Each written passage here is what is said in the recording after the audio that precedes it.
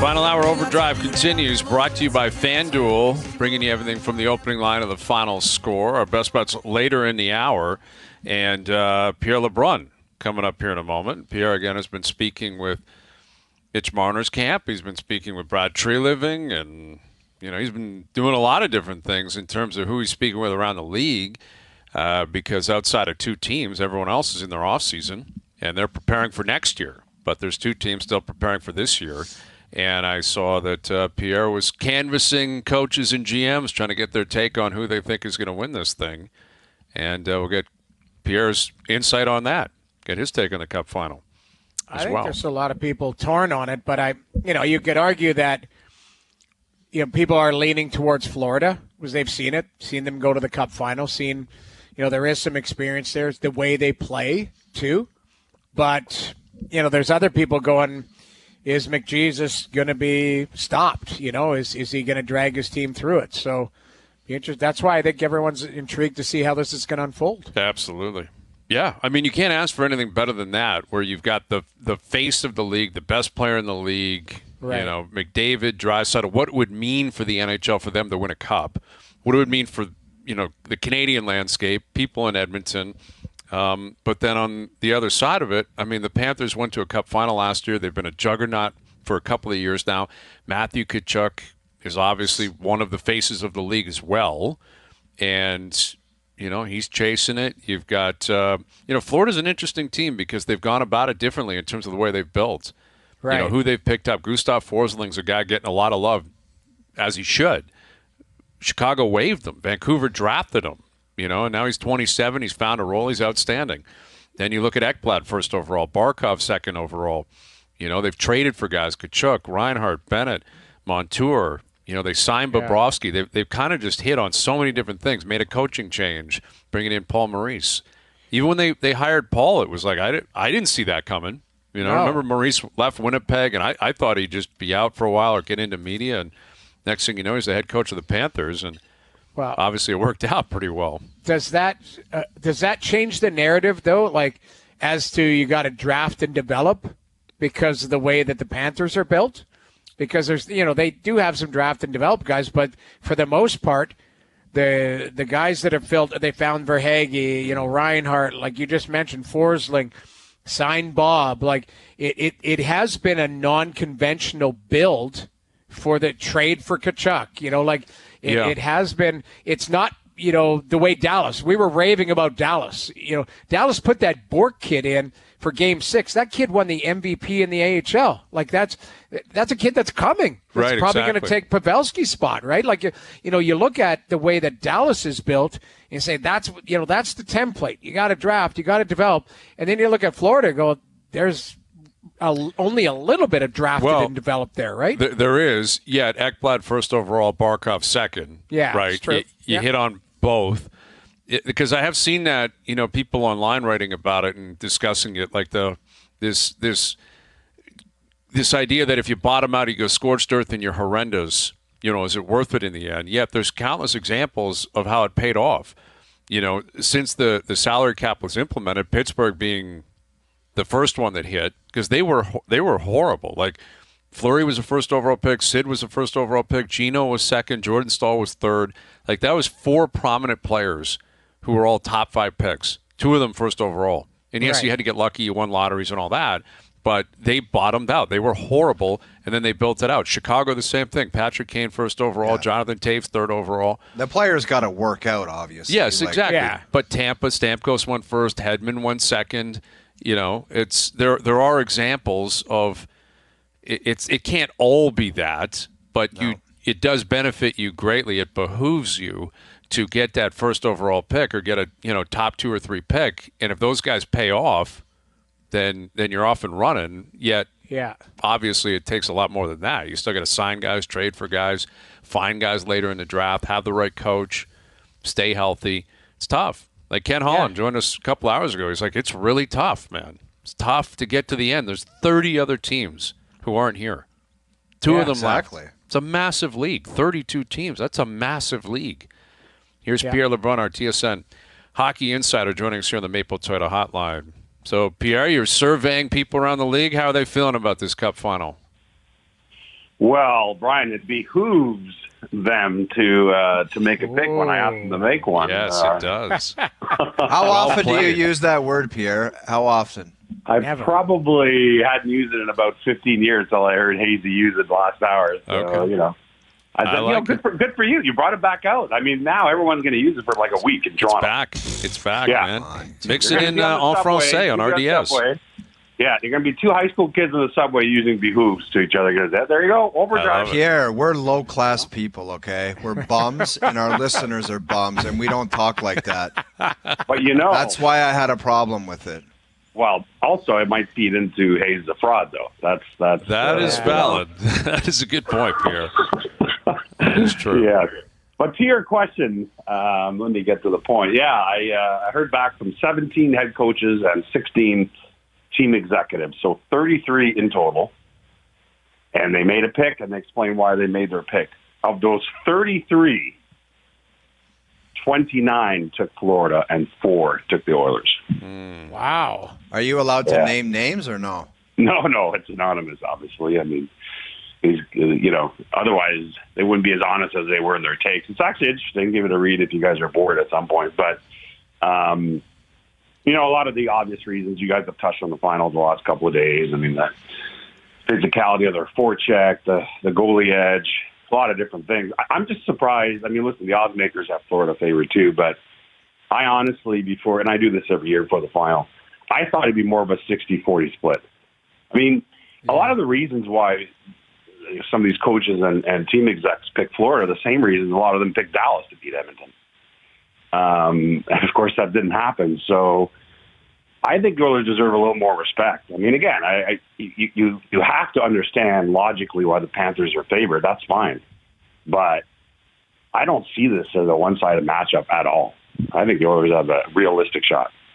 Yeah, I agree with you there. I agree, Pierre. And I think it sets up as a great final. We always discuss like how would the league feel, like that matters. If you're a fan of Edmonton or Florida, who cares? What the marketing department feels. Yet I think this should be considered a grand slam because McDavid's in the final. Like this is your poster boy, and he's made it. And Draisaitl's not far behind. Who cares that it's a Canadian market and you're selling it on ESPN? Who cares? I mean, if they can't sell McDavid chasing a cup for the first time, that's on them. They have a real issue. Yeah, and listen, it's not like you could tell from some of the tapes and a lot of the commentary from some of my colleagues in the U.S. some of their columns. Absolutely, the best player on earth being in the final. That's the take. I mean, that you're seeing a lot of that. They don't care as much about who he plays for, but there is a genuine excitement about having 97 in the final on the other side of the border. So that's an easy sell. Let's not kid ourselves.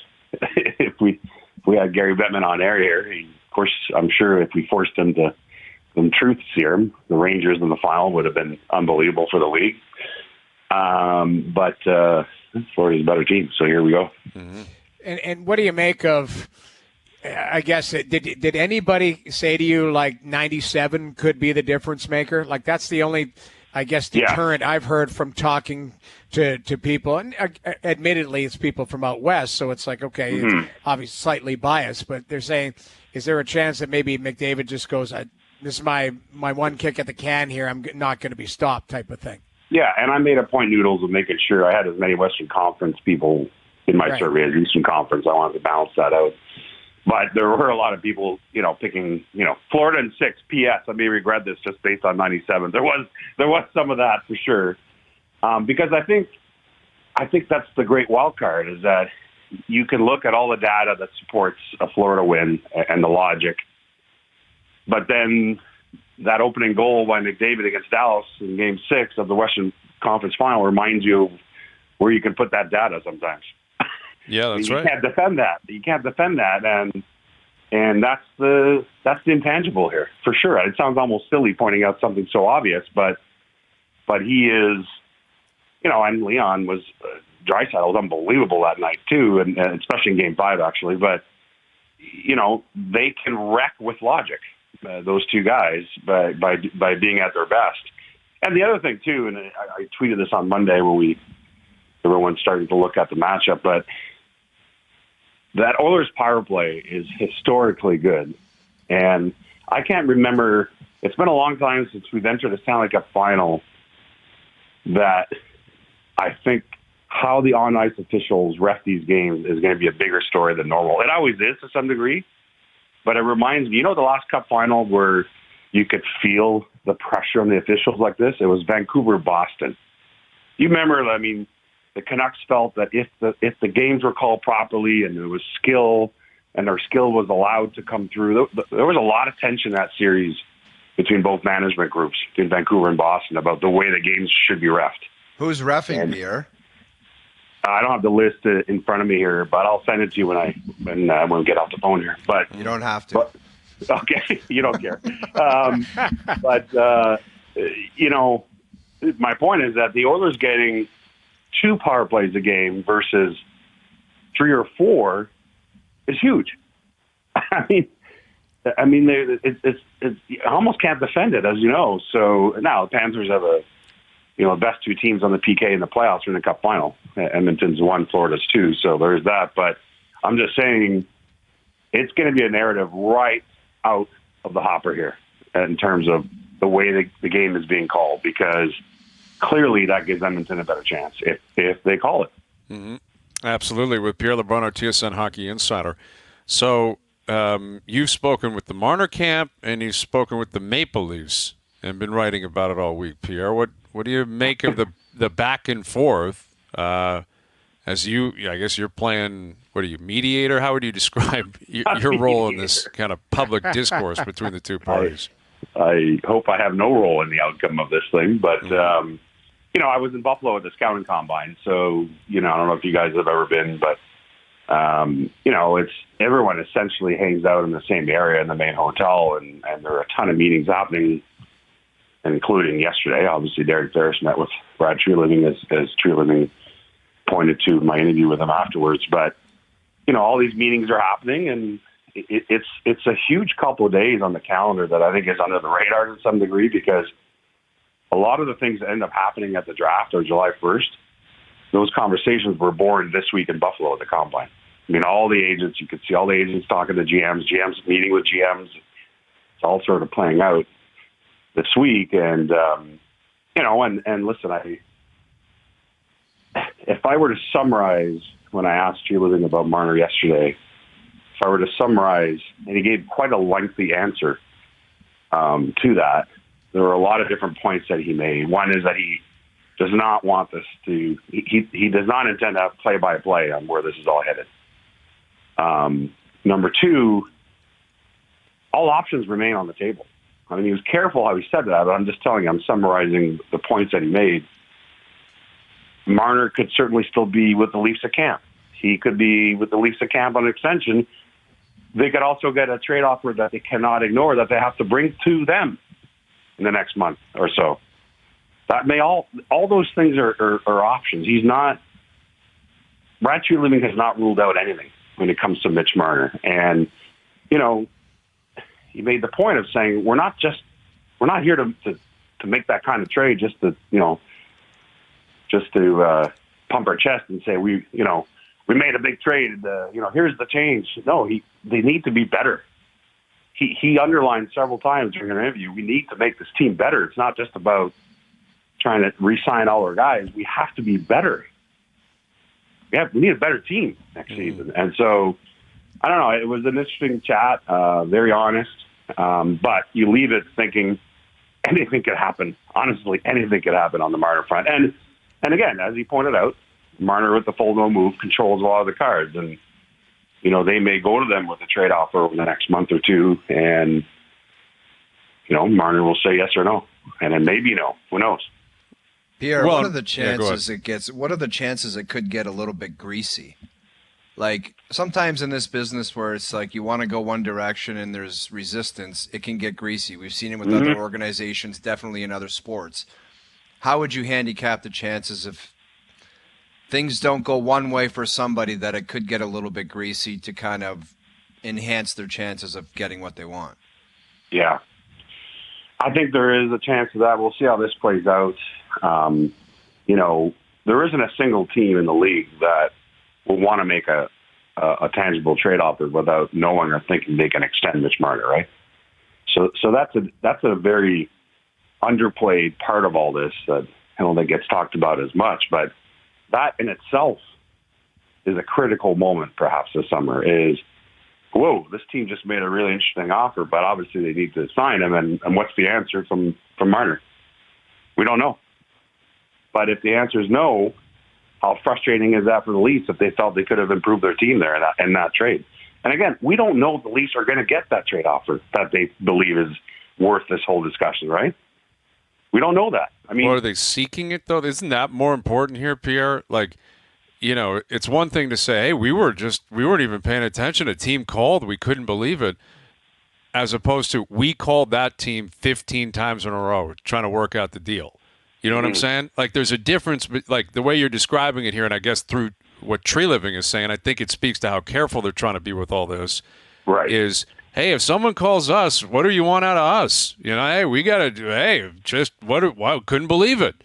Okay. Yeah. You know what I mean? Or are they actively calling, trying to find a trade? That's different.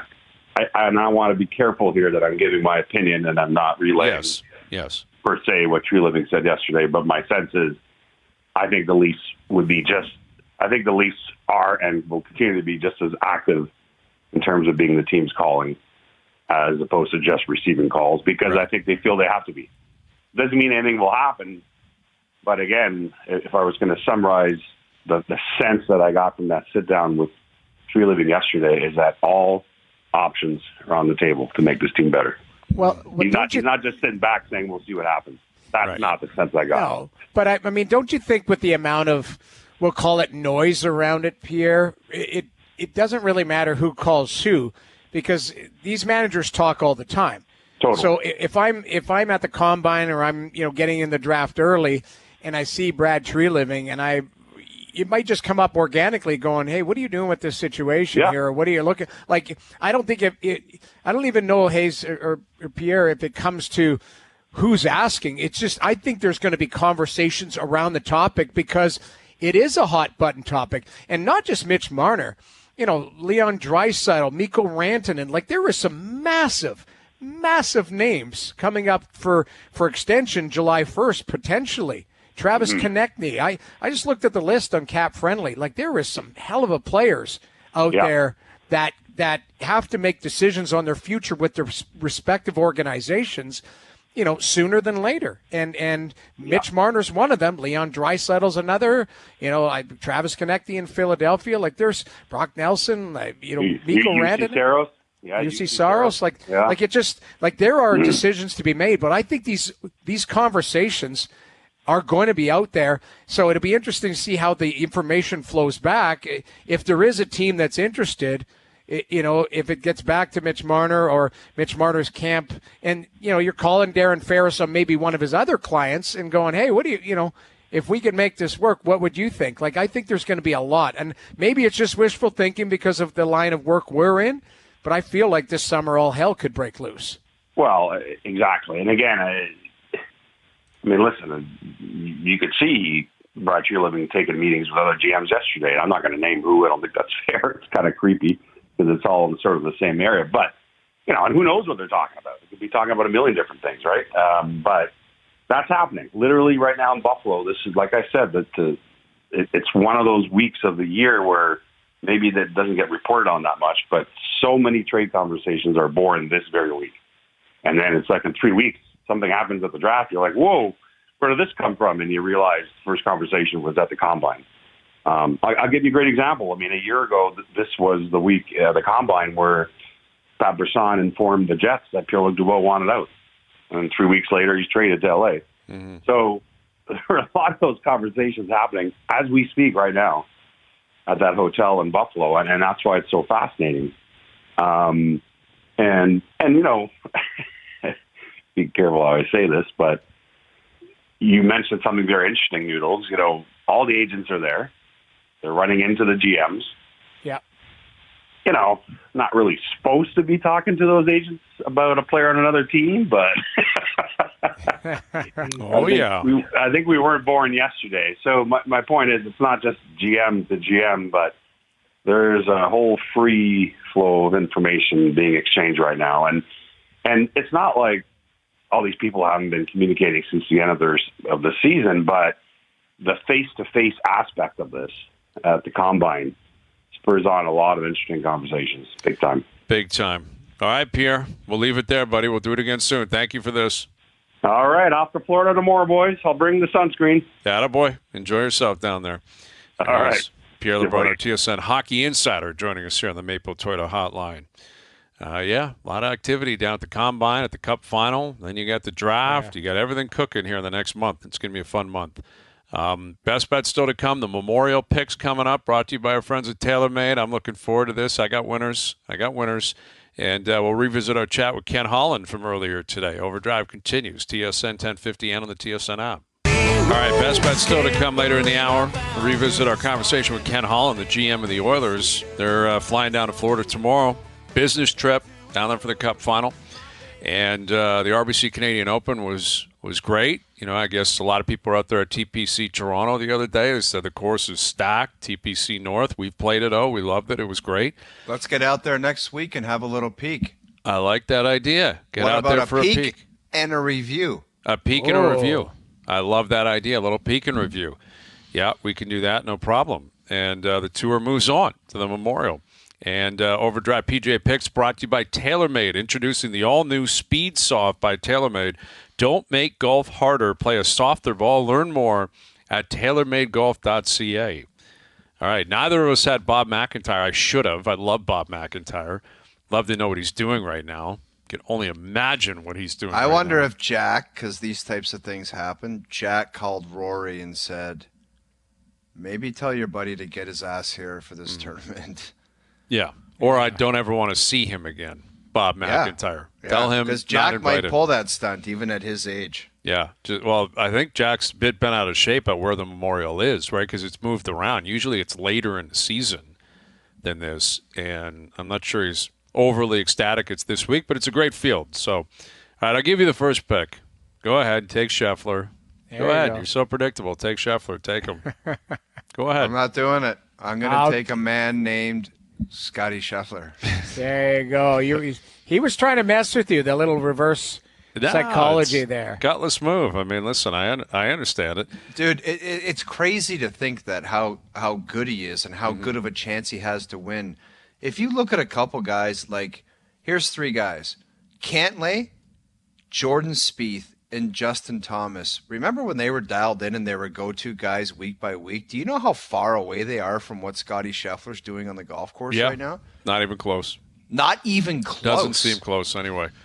You know what? I'm going to take Colin Morikawa. I like the way he's been playing recently. I love the way he's been playing. Oh, my God. That is a freebie. You just handed me a Derek Jeter gift basket out of the shower, and I'm taking Rory. Relaxed with that analogy, all right? Yeah, you're going to take McIlroy? I know. I probably should have taken McIlroy. Like, that, dude, that's a slam dunk. He's not winning these big tournaments right now. He was very good at Hamilton. It would be so Rory to win the Memorial and then finish third at the U.S. Open. Yeah, you're right. And then, see, this is where I get conflicted because Xander, last time we saw him, he was victorious, and I love his game, and I love him in a tough track, and now that he's won, is he going to go back-to-back? I think he'll be in contention. I'll take Schauffele. I'm on Schauffele. Xander with my second pick. I'm going to go with a guy that's going to rise from the ashes. He's disappeared a little bit, but he's got stones and he's got game. And he's a close friend of mine. His name is Wyndham Clark. Wyndham Clark. Wow. Yeah, the odds on him, he's paying plus 5,000 right now. Like he had a great start to the year, hasn't been great recently. He could win that golf tournament. Yeah, he can. I'll take Rick Hovland. Hovland loves this place. Hovland, Dude, you say that about Rick Hovland every tournament. Does love You this just place. toss it out there as a casual little He saying. loves it. Rick Hovland loves this place. How do you know? I know for a fact he's a close personal friend. There you I'm go. a fan. All right, Victor Hovland, third pick. Two more. I'm going to take Keegan Bradley. I'm pissed off at his caddy. He's Scotty Vale. If you're listening, you're starting to ghost me a little bit. Uh-oh. You're bothering him. No, I don't bother. Scotty's my friend. We're close friends. We spend time together in the off season. So, Scotty, don't be shy to send me a text. I'm picking you and your guy this week, Keegan All right. Bradley. I'm going to take Hideki Matsuyama. I'm going to take Decky. I like Decky. Dude, Decky hasn't been on the stratosphere in months. I understand that, but neither's Wyndham Clark. Decky likes this place. Tough track. You know what he's like. Decky likes this place? Yes. I'm on Hideki Matsuyama. All right. Couple more picks each. Let's go. I got to go Ludwig Ahlberg. Yeah, good pick. Ludwig Ahlberg. All right. Ludwig, I will take Patrick Cantlay. Cantley's paying 25-1. He has not had a great season either, but these are all good, talented players like Hovland, Morikawa, Matsuyama, Cantlay now, who are more than capable of winning a tournament like this. Mm-hmm. I'll take Patrick Cantlay. All right, one more. Quick one. I'm going to go Billy Zaltz. Oh, I like Billy that pick. Zaltz. That's who I like Billy Zaltz and Shane Lowry. I'm taking a 2-pack. Billy Zaltz, Shane Lowry. Okay, I will take Matt Fitzpatrick. Oh, I like you just Fitzy can't here. stop yourself. He's with got that the guy. braces off. He likes a good track. He chips cross-handed. I think he'll be in a good place here. Do you know how frightening chipping cross-handed at that golf course I can't believe he does be? that, quite frankly. You know who I'm also going to take, who had a good week last week, who, again, is in the same grouping here? Sam Burns. Sammy played well in Hamilton. He's a really good player. I think he's going to break, one of these guys is going to break through. I'm taking a collection of guys who I think are ready to pounce at a tough track with a great field. Sam Burns is my last pick. All right? And this summer, Hayes, I'm going to take you on a little golf trip, buddy. Yeah? I'm going to take you to Columbus. We're going to play Jack's original course called Scioto. Oh, I like that. Then we're going to play Memorial. And then we're going to play a nice place called the Golf Club, very private. Columbus is a sneaky good destination. Love that, we're going to be roommates. You're going to have to deal with me as a roommate. Wow, there we go. Okay. And my philosophy is worst hotel possible because I don't care. I just need a bed. John dude. Candy, I'll be Steve Martin. We'll crush it. Dude, I'm not staying at a nice place. A garbage hotel, Why? red room. Cause all we're doing is sleeping and golfing. Yeah. And then we tee it up at gorgeous places. Okay. I like the way you're thinking. I'll take Corey Connors, too. I'll throw him in. Quick, Corey Connors. There you go. You have a Canadian you want to throw in? I'll take that bull-legged little guy, Russell Henley. Yeah, Henley's Russell a good Henley player. with his size 14 shoes, and he's 5'8". Okay.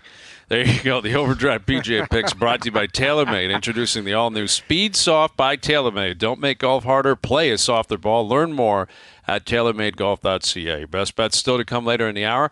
We had the chance to catch up with Ken Holland, GM of the Oilers, earlier today. It's been a long time since they played. We began by asking Ken, how's the week off been as you prepare for Game 1? It's a good time to kind of get the batteries recharged, and our guys are using the time to get, Monday was a day off, Tuesday was optional, good practice today, full day of travel tomorrow, flying to Florida and practice Friday, and anxious to get going Saturday night. Yeah, it's going to be fun. I mean, obviously we're joking about the build-up because we've been talking about you guys every single day, and we've had a number of people on living in Edmonton, following it. You've been through this in Detroit. Detroit's a great hockey market, obviously. But take us back to Game 6, Saturday night. You beat Dallas. The aftermath, the buzz in the building, the city. How cool of an experience was that for you? Well, it was really incredible. I live across the street in Legends here, so you can hear them till all hours, banging drums and hooting and hollering and celebrating. Obviously, it's been 18 years since the team has been in the Stanley Cup Finals, and the whole city is, just taken our team and enjoyed the run with us. I think that's what makes it special, obviously, is the passion of the fans. Rink is jammed, and I've had so many people here in the last few days, people I didn't even, relatives coming out of the woodwork looking for help to buy tickets to the Stanley Cup Finals. So certainly an exciting time. Ken, when at what point, I guess, did you know that you kind of had a special group here that could make to the final and challenge for the cup? Because it wasn't, we'll call it maybe the smoothest of years. From the start of the season, you had to make some changes. You've made some hard decisions, but when did you realize kind of this group kind of all came together? You know what, Jamie? I reflect back on my time in Detroit, and I can't read the future, but certainly you're going to deal with adversity, and you're going to make steps forward and steps back. Obviously we got to the Final Four 2 years ago. It's hard to get to the Final Four in the National Hockey League. 28 teams are at home and 4 are only playing. And then we come back last year and we had higher hopes and bigger aspirations in the Final Four and got beat in the second round by eventual Stanley Cup champion Vegas team. And we come into this year. I know that our guys come in 2 weeks early. They were committed to sacrifice some summer, wanted to make sure we were ready to rock and roll. And you're 2-9-1, 12 games in, and your head's spinning. And I knew we had a much better team than 2-9-1, but you got to win games. Difficult decision to make a coaching change. Kudos go to Jeff Jackson, who really had a relationship with Chris Knobloch and knew a lot about Chris Knobloch. We get a lot of clients in there. I had interviewed Chris a few years ago for the head coaching job in Grand Rapids, and we ended up choosing Todd Nelson. And he come in. The team really rallied around Chris, and I think we played at the 1 or 2 or 3 highest points percentage from that point on. Now, I think at the end of the day, when you play at a high level, that you feel you got a good team. But certainly, I think all those experiences were factors in us winning games 6 and 7 against a really good Vancouver team and being down 2-0 in game 4, 5 minutes into the game when you're down 2-1 in a series and it looks kind of bleak 5, 6, 7 minutes into game 4. But there's a tremendous amount of belief in that locker room. And I think it's from the building. It's from the experiences. It's from, winning big games during the regular season, facing adversity. And then I thought the other night, again, game 6, Dallas threw everything at us. We mustered up 10 shots on goal.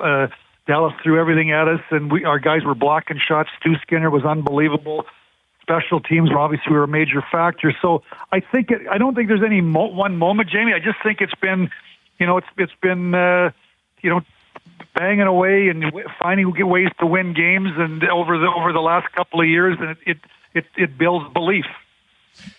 Kenny, Connor McDavid showed up in training camp, asked guys to come in early, said it's cup or bust. You saw the transition in Detroit with Stevie was there, 150-point guy, turned into a multiple cup champion. What have you seen out of Connor? What's the transition from these ultra-skilled players where the winning, what's different when the winning comes into play, where they might have had an idea in the past and now it's coming to fruition?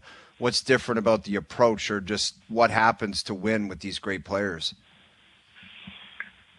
I think the experiences of being in the playoffs, the NHL playoffs are way different than the regular season. The games are played different.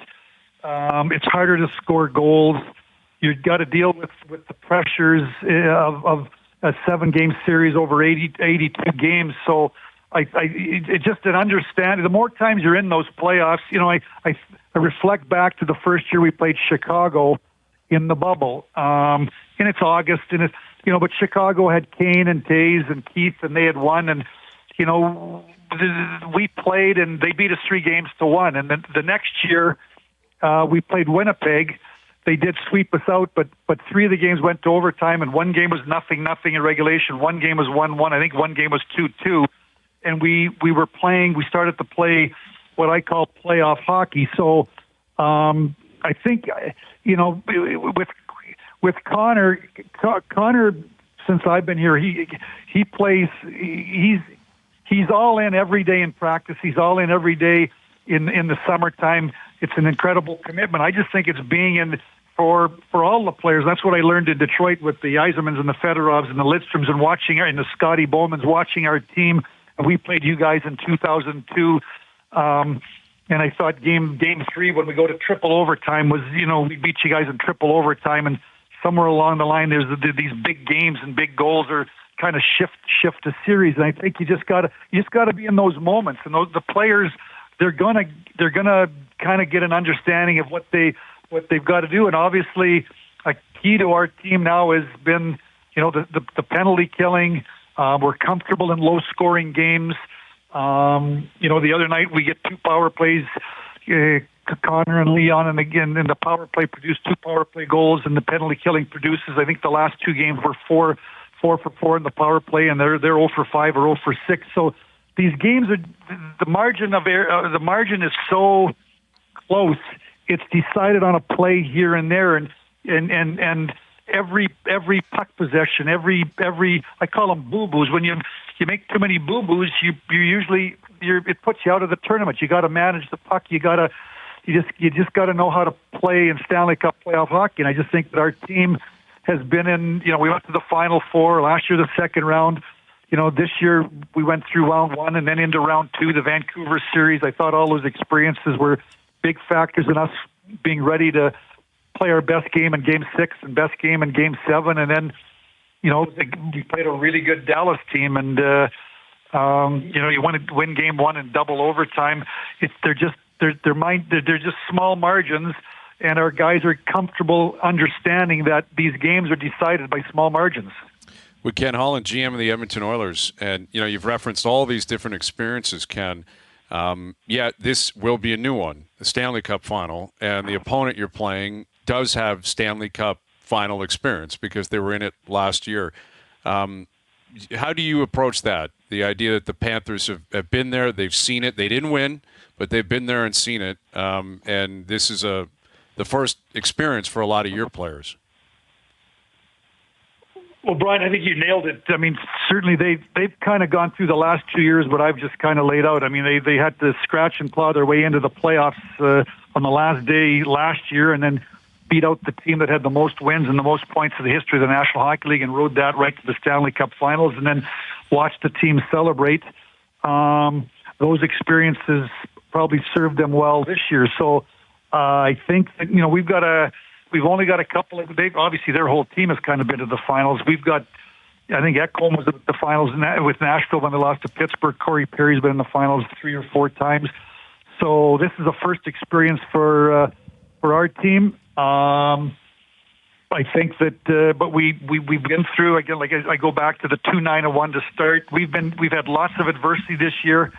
I really think it's going to be a tremendous series. I think both teams are battle tested and have been through lots of adversity over the last couple of years. We're going to get into Game 1. I know our guys are excited to go, and then what ends up happening after Game 1, then the adjustments start. Whoever loses makes some adjustments, and adjustments go back and forth. But we're feeling good about ourselves. We're pretty healthy, and we're excited about the opportunity. It's the opportunity of a lifetime, really, for players on both teams. So we're ready to roll. Ken, I wouldn't be me if I wouldn't ask you about the goaltending. You look at Stuart Skinner, and he had a season. You mentioned the 2-9-1 start. You make the decision with Jack, and then you basically hand the keys to the car to Stuart, and he settles in as your number 1. I think he did a really good job last year as well. There's been some growth there, but what do you make of his growth? And how hard was it? I guess it would be maybe a different question. How hard was it to kind of allow him that pathway to grow? Because I'm sure there was probably a few moments where it's like, okay, you might need to get him some help type of situation. But you look like a genius right now sticking with him because he's been fantastic. Well, Jamie, obviously I got to watch him play in Bakersfield, and I think the year before he got to, that was the COVID year. They won the Pacific. Bakersfield won the Pacific Division. There was 2 or 3 best of 3s, and Stewart played all the games, and he might have had one a bad game, but he would always bounce back. And then he so I sort of watched his growth. And then last year in the playoffs, he was a rookie, and there was learning moments there for him. But he had like 29 wins as a rookie in the National Hockey League, which is hard to get. This year he comes back with 36 wins. When I made the decision to put Jack on waivers, really I thought it was going to be, first off, I just wanted to try to do something to kind of jolt the team, get their attention, because believe they were better than what they were at. I had to do something, so put Jack on waivers. figured with his contract, obviously he wasn't going to get picked up. The plan was to bring Jack back. Well, Stu played so good, and there was such wonderful chemistry between Pickard and Stu Skinner as we went along. There was no reason to make any change. So you just keep watching and you keep watching and you keep watching. And we had great chemistry in net. Both goalies played good. Pick could sit for a long stretch of time and go in and play good. So we had a really good. And then we knew we had Jack Campbell as the number 3. We kind of ran it all year that way. And I think that factored into Chris Knobloch in after game 3 against Vancouver, deciding to go to Pick. He knew that believed that Pick was going to play good after a long stretch because he had done that multiple times during the year. And that was probably a key moment for our team too, and for Stu Skinner. He got a chance to kind of get 3-4 days away, reset. I know that Dustin Schwartz and Stewie worked hard on a few things and a few drills over those 4 days. And when Stu got back in, he's been right on top of his game. And sometimes as an athlete, you just need a moment in time to kind of reset. Things are maybe going a certain way, and I think that was an opportunity for Stu to reset. And he's been excellent ever since that moment in time. And he's 25 years of age. I've watched Chris Osgood and some of those goalies that I had in Detroit, and watched the kind of the growing pains. And people want to race out to when players are 23 and 24 years old, and they can't do this or they can't do that. They're still fairly young pups in the whole grand scheme of things. But also understanding that when you looked at our team with Connor and Leon and Zach Hyman and Nuge and Darnell Nurse, and where they were at their moment in time, that you can have so much patience, but you can't have too much patience. So I guess that's certainly the experiences that I've been through, and you go by your gut instincts and your experiences and your beliefs, and you hope that you're going to be right more times than you're wrong. You can't be right all the time, but certainly everybody in the organization believed in Stu Skinner. I know that he's got great belief in him. He was a runner-up for the Calder Trophy last year. He's 25 years of age, and I just think that he's just coming into his own and to be a really top-end National Hockey League goalie. But it just takes you got to go through these growth moments. Well, your whole team obviously went through them, and the payoff in the end is that you're going to the Cup Final, and it's going to be a lot of fun. Obviously for us, we just get to watch and be entertained. You guys are right there in the grind. So safe travels down there. Good luck, Ken. Really appreciate you doing this. I know it's a busy time. No problem. Thanks, guys. The GM of the Oilers, they're en route tomorrow. Go time, business trip, South Florida. Panthers-Oilers game 1 Saturday night. Going to be a fun series. Game 1 of the NBA Finals tomorrow. We'll tee that up. Dallas-Boston. It feels like we haven't had a basketball or a hockey game in forever. But we do have the Jays. We have the Jays in action tonight. We got the Memorial tomorrow. Big golf tournament. We'll come back with our best bets. Brought to you by FanDuel. OverDrive continues. TSN 1050 and on the TSN app. All right, today's best bets powered by FanDuel. Make your picks and assemble a same-game parlay in seconds on the FanDuel Sportsbook app. We already made our picks for the Memorial. I'm looking for value, top 20. Okay, it's maybe one of the toughest. It is one of the toughest courses they play all year. So who plays tough tracks? Well, Matt Fitzpatrick, my main man, keep the pin in and cross those hands around the green. Chipping and pitching. I love Fitzy, top 20, paying plus 115. Corey Connors loves tough tracks. Great finish at Hamilton, right? Top 10 at Hamilton. Connors, plus 125. My boy Sammy Burns, plus 125. And Tom Kim also coming off a great week, plus 135. Tom Kim's another guy that has won in the past on tours, a really good player. He looked really good at Hamilton, going neck and neck with McElroy Saturday and Sunday. So all those guys, top 20, I like a lot of value there. Today's best bets powered by FanDuel. And also, I'd have to say I'd take the Orioles tonight. You're getting like plus money. I get it, Barrios on the mound, but how are you not paying massive juice with Baltimore against the Jays right now? The way things are going. If you're getting good value, I'm going to hammer Baltimore tonight. And the first inning means as much as the ninth when you bet baseball on the FanDuel Sportsbook app. Please play responsibly, 19 plus, physically located in Ontario. Yeah, we'll see if the Jays can muster something up tonight. They need a response or something. I don't know how you respond in baseball. Just got How about a run in the first round inning? How about some run production in the first inning tonight? How's that sound? And they got to get going here. Maybe Barrios has something special tonight. I don't know. Possibly they need it. I don't know if you can stop this Baltimore team right now the way they're been disheartening the last couple nights, though. Yeah. Like, that is 17-3 aggregate. Bit of an issue. We'll see. We'll see what they got. See what they got. All right, good stuff today. Thanks to everyone behind the scenes for helping out. We appreciate it. Everyone for tuning in today, radio, TV, podcast, web. We appreciate that. We're out of here. Enjoy your evenings. Enjoy the games tonight. We're back tomorrow at Behoove Me This and Behoove Me That. 4 p.m. We'll chat then.